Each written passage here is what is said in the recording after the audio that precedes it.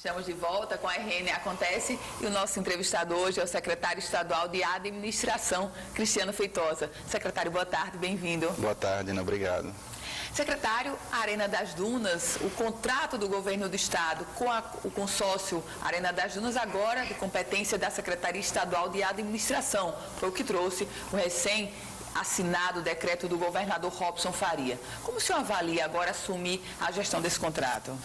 Bom, Ana, nós não tivemos ainda a oportunidade de analisar o contrato a fundo.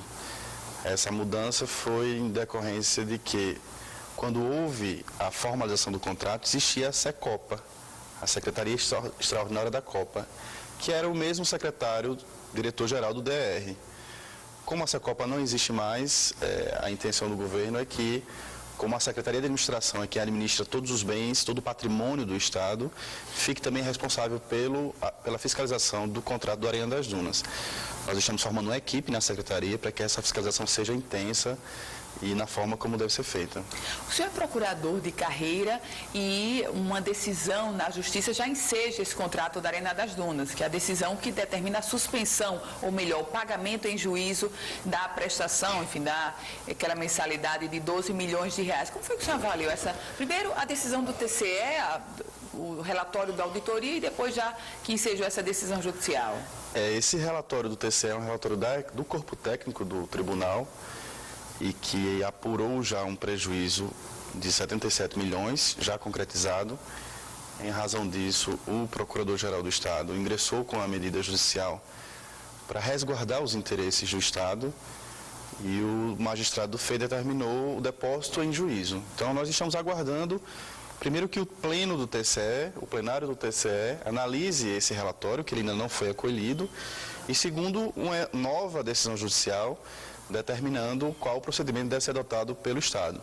Se suspende os pagamentos, se deposita em juízo, se paga um valor mais baixo do que o que vem pagando, de 13 milhões aproximadamente. Então, estamos aguardando tanto o acolhimento ou a rejeição do relatório do corpo técnico pelo plenário do TCE, quanto uma nova decisão judicial sobre essa situação. Enquanto isso, hoje, o que existe é a obrigatoriedade do Estado de depositar em juízo mensalmente esses valores. Secretário, essa fiscalização que o senhor assume agora, a fiscalização desse contrato, isso vai exigir o que exatamente? O senhor vai rever esse contrato ou não? Não, nós vamos ver como está sendo feito o cumprimento do contrato. Nós já sabemos que há alguma deficiência por parte da Arena na prestação de contas, né? O pessoal que vem prestando contas não vem prestando da forma como deveria ser feito, isso me foi relatado pelo general Frasch, e precisamos intensificar isso. E se houve algum vício também na formalização do contrato, se detectarmos que houve algum vício nessa formalização do contrato, ainda que seja algo que não tenha repercussão financeira, é nossa obrigação de tentar rever o contrato. O que é importante também é que a gente tente resguardar a segurança jurídica. O Estado não quer simplesmente se livrar dessa prestação. O Estado quer pagar o que for justo, o que for correto e que assim seja dito pelos órgãos de controle. Secretário, na sua pasta, a pasta da administração, está a responsabilidade da folha de pessoal.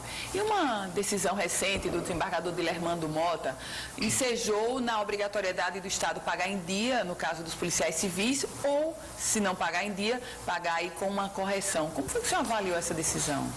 É uma decisão monocrática ainda, né? Nós já analisamos a decisão, eu acho que o doutor Dilermando teve até o cuidado de não estabelecer de forma peremptória que tem que ser no dia 30, sob pena de alguma sanção pessoal para o governador, para o secretário, mas estabeleceu que se não for pago no dia 30, que o Estado pague com alguma correção, com a correção monetária, para os servidores não terem perda. E eu digo que foi cuidadosa, Ana, porque se vier uma decisão para pagar peremptoriamente no dia 30, sem qualquer alternativa, sem o Estado ter a possibilidade de pagar depois com correção monetária, provavelmente o Estado não vai ter como cumprir essa decisão para todos os servidores. Porque a questão não é de falta de vontade do governante, do governador, dos secretários, de pagar no dia 30, a questão de impossibilidade material. No dia 30, o Estado não tem os recursos necessários para fazer esse pagamento, que são na ordem de 420 milhões de reais, que é a folha de pagamento de todos os servidores, ativos, inativos e pensionistas. Então, uma decisão judicial que preveja isso, eu confesso que eu não sei como vai ser cumprida, porque não vai ter os recursos necessários para isso. Então, é uma decisão monocrática, já houve decisões em sentido contrário, dando ao Estado essa possibilidade de pagar além do dia 30, em razão da situação financeira, e a gente espera uma decisão do plenário, que uniformize isso e que leve em consideração essa crise financeira que acomete o Rio Grande do Norte e o Brasil como um todo. Todos os estados da federação estão com alguma dificuldade para pagar os servidores. Os estados que dizem, não, estamos pagando em dia, a maioria deles é porque não é no dia 30 a data de pagamento, é até o 5º dia útil do mês subsequente, que é o que prevê também a CLT. Então, fazendo um paralelo, se nós adotarmos essa data de pagamento, nem todos os servidores estarão recebendo em atraso. Então, aí a gente espera que os desembargadores analisem essa situação financeira com bastante, digamos assim, atenção, porque é algo que não depende do Rio Grande do Norte. A gente sabe que a frustração de repasses do governo federal nunca foi tão grande. A crise financeira chegou ao nível máximo, agora nesse período especificamente. Então, isso é algo que não depende da gente. Não adianta ninguém escolheria pagar os servidores em atraso. Ninguém passaria por esse desgaste. É uma questão que não depende de escolha do governante.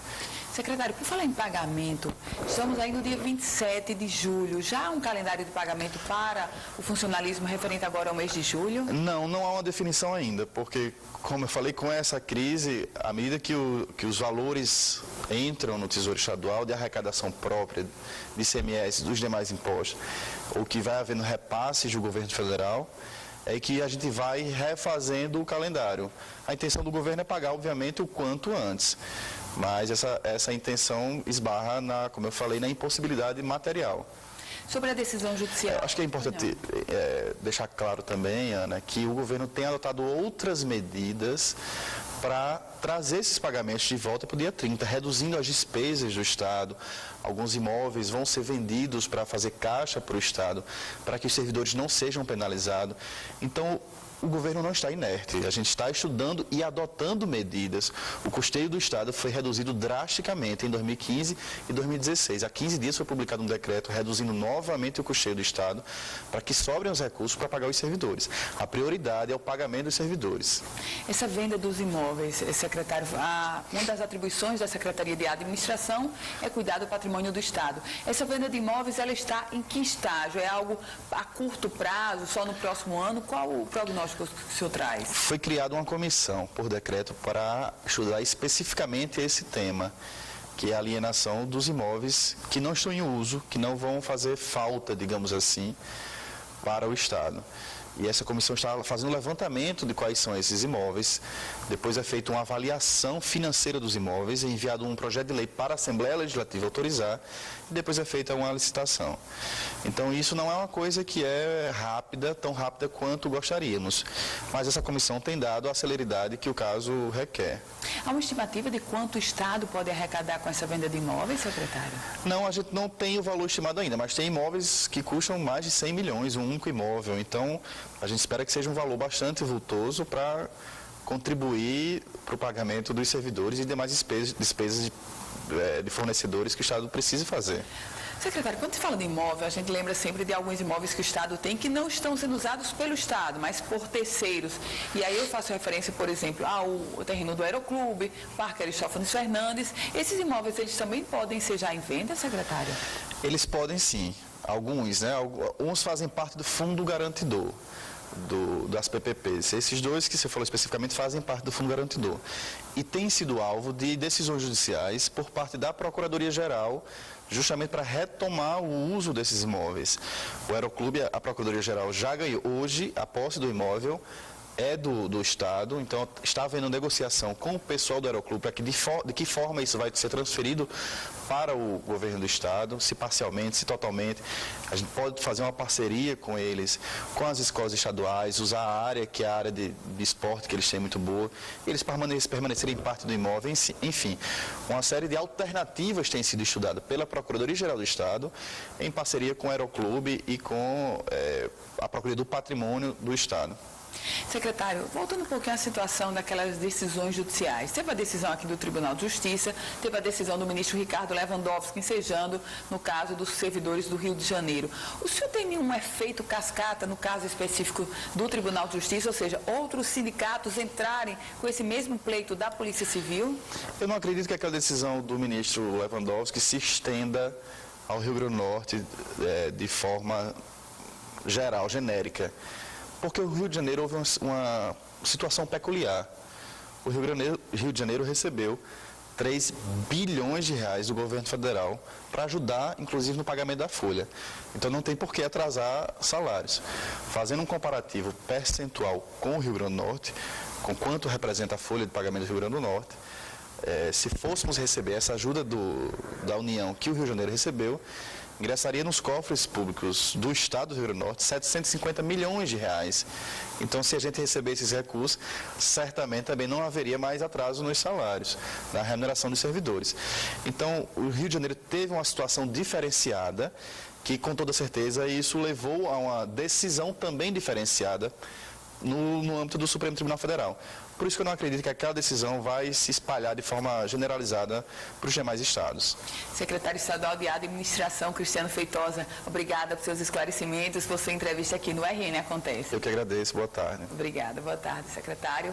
Se você quiser rever essa entrevista completa, é só acessar www.politicoemfoco.com, um site especializado na política do Rio Grande do Norte e do Brasil.